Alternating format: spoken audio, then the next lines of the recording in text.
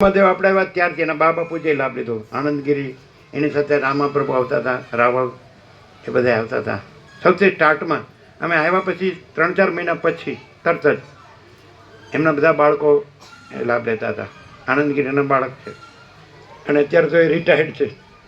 49 વર્ષથી લાભ લે છે. સાંભળો.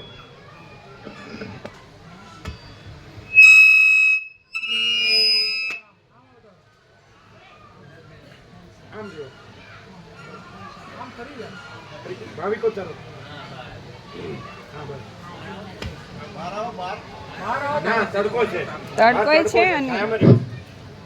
સ્વામીજીને કોટી કોટી વંદન.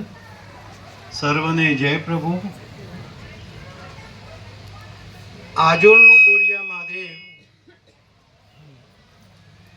બે રીતે પ્રસિદ્ધ થયેલું હતું. 1976 10મી ઓક્ટોબર સ્વામીજીના પગલા આજોલ મુકામે પડ્યા. ત્યારબાદ 6-8 મહિનામાં તો આજુબાજુ એટલી બધી પ્રસિદ્ધિ થઈ ગઈ કે આજોલના બોરિયા મહાદેવની અંદર એક વિવેકાનંદ જેવા સ્વામીજી પધાર્યા છે અને એમના ઉચ્ચ વિચારો છે. Simple living and high thinking સાંભળ્યા જેવું છે, અનુસર્યા જેવું છે, લાભ લીધા જેવું છે. આસપાસના ઘણાએ એ વખતે ભાવિકો આજોલમાં આવતા હતા તો એ રીતે બોરિયા મહાદેવ પ્રસિદ્ધ હતું. બીજી રીતે આપણા સાહિત્યકાર રવ દેસાઈના ભારેલા અગ્નિમાં થોડોક ઉલ્લેખ કરેલો હતો આજોલનો કે 1857ના બળવામાં જે ક્રાંતિકારીઓએ ભાગ લીધેલો અને એ ક્રાંતિકારીઓએ ભાગ લીધા પછી 1857નો બળવો તો નિષ્ફળ ગયેલો, પણ એ ક્રાંતિકારીઓમાંથી કેટલાક સંન્યાસીઓ બનેલા. એમાં ટોકરાચાર્ય અને બ્રહ્માનંદ એ નર્મદા નદીના કિનારે સંન્યાસ ધારણ કર્યું. નાના સાહેબે કાઠિયાવાડના સિહોર મુકામે સંન્યાસ ધારણ કર્યું અને બોરિયા મહારાજે આજોલના વિજાપુર તાલુકાનો આજોલ અને એમાં એમને સંન્યાસ ધારણ કરેલું એનો ઉલ્લેખ ભારેલા અગ્નિમાં 4થી આવૃત્તિની પ્રસ્તાવનામાં આપેલો છે. લોકવાયકા તો એમ હતી કે અહીં પણ બળવાનું કેન્દ્ર હતું. મહાદેવની આસપાસ મોટો વરંડો હતો. મહાદેવની જમણી સાઈડે 3 ભોયરા ખુલ્યા હતા. એ ભોયરામાં એમ કે શસ્ત્રો સંતાડવામાં આવતા હતા. ઉત્તર બાજુનો એક દરવાજો હતો. ત્યાંથી જો અંગ્રેજોનો છાપો પડે તો મહાદેવના 50 ફૂટ દૂર એક નાની 4 ફૂટના વ્યાસની કિયારી હતી. એ કિયારી ભોયરામાં શસ્ત્રો સંતાડી દઈ અને એ કિયારી કૂદીને જંગલમાં ભાગી જવાનું હતું.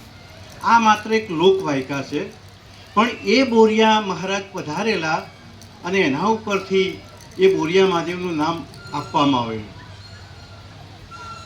સૌ પ્રથમ આજોલમાં આવવા છતાં પણ આજે આજોલના ભાવિકોમાં બિલકુલ માત્ર આંગળીના વેઢે ગણા એટલા જ ભાવિકો આવતા હોય છે.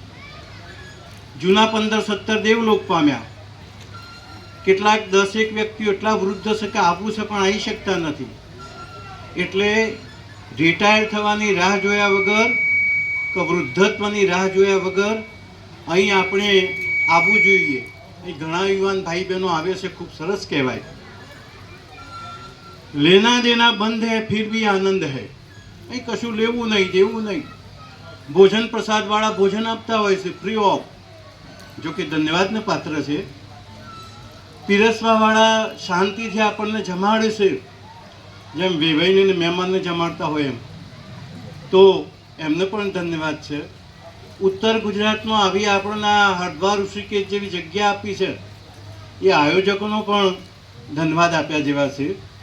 તો અહીં જે એક વખત આવી જાય તો લોહચુંબક જેવું છે, એ ખેંચી જ લાવશે અને ખેંચી લાવ્યા પછી ચોક્કસ આપણને આનો અનુભવ થશે. અત્યારે કદાચ પહેલી વખતમાં એમ થશે કે આ પરમ ચિદાકાશ શું છે, ના શું છે, પણ અહીં આવ્યા પછી તમને અંતરમાંથી જેવું લાગશે કે ના ના અહીં આવ્યા જેવું છે. અને સતત આવવાથી આપણને અહીં અભ્યાસ થશે. અહીં કેટલાક તો 24 કલાકને 365 દિવસ રહેતા હોય છે. ગોવા પ્રભુ, ચીનુ પ્રભુ, જીતુ પ્રભુ, આ બધા દીના માળી, આ બધા તો 365 દિવસ. એમને તો મહાભારતના અર્જુનની જેમ માત્ર ચકલીની આંખ જ દેખાય છે. ભીમની જેમ ચકલી નહીં કે ડાળીઓ નહીં, પાંદડા નહીં, માત્ર પરમ જ્યોતિ, માત્ર કેવળ જ્યોતિ એટલું જ દેખાય છે. એ લોકોએ તો અહીં દ્રઢ નિર્ધાર કર્યો છે कि स्वामी जी तेरे घर पे आया हूँ, जोली भर के जाऊंगा या मर के जाऊंगा. આ રીતે એમને નક્કી જ કરેલું છે. તો અહીં આવેલું અવર્થ નહીં જાય, નફો જ છે. જેમ અહીં કેવળ જ્ઞાન છે એમ કેવળ નફો જ છે, કોઈ નુકસાન નહીં જાય. તો અહીં આવો, સમર્પિત થઈ જાઓ, અને સમર્પિત થયા પછી આપણને અનેક પ્રકારની અનુભૂતિઓનો લાવો જોવા મળશે. તો એક નાનું સમર્પિત થવાનું એક ભાવગીત અહીં રજૂ કરું છું. ભાવ જોતા નહીં, માત્ર પેલા ભાવ જોજો, માત્ર શબ્દો ધ્યાન રાખજો. રાગ ડાળનું મહત્વ શું છે?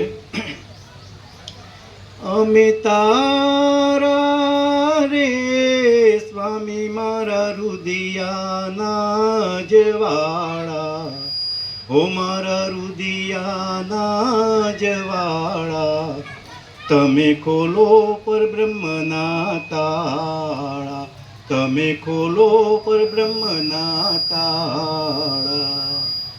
પરમ જ્યોતિવાળા રે સ્વામી મારી તૃષ્ણાને હરનારા, હો મારી તૃષ્ણાને હરનારા, તમે ખોલો પર બ્રહ્મના તાળા.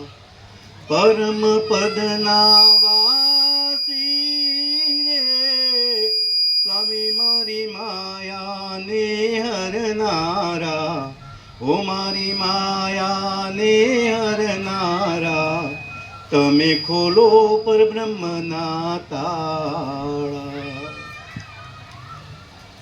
પરમ ચિદાકાશવાળા રે સ્વામી અમને દિવ્ય દ્રષ્ટિ દેનારા, હો અમને દિવ્ય દ્રષ્ટિ દેનારા, તમે ખોલો પર બ્રહ્મના તાળા.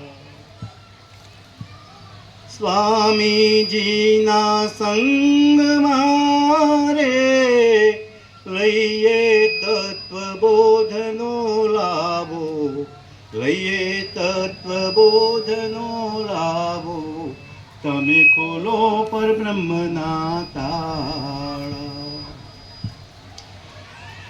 સ્વામીજીના બોધથી રે ટળશે 184 ફેરા, ટળશે જન્મ જન્મના ફેરા, તમે ખોલો પર બ્રહ્મના તાળા.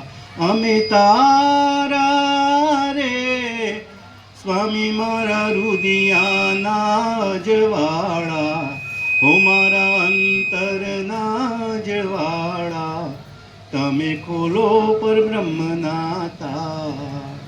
સર્વને જય. નાના બાળ ગોપાળ હતા ત્યારથી 49 વર્ષથી લાભ લે છે. 49 વર્ષથી, 1976થી.